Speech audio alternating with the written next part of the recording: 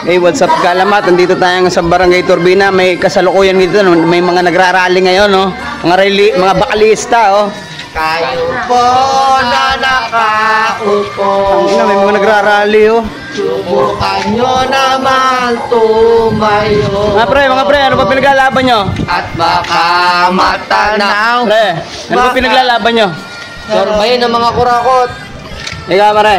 Yeah! Ano pinaglalaban nyo? Sabihin nyo. Ano plataforma ng inyong rally na yan? Bahala sa alak. Ay tama, dapat nga ibaba yung presyo ng alak. Ano? Masyado nang mataas ngayon. Magkano na ba alak ngayon? Magkano na?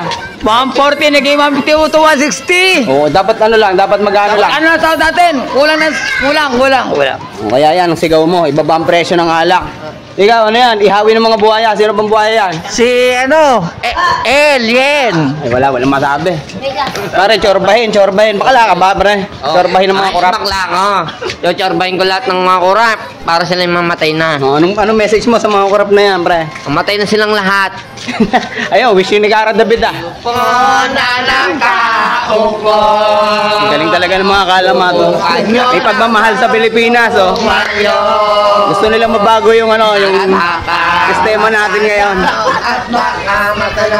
Galing. Tunay na talaga yan.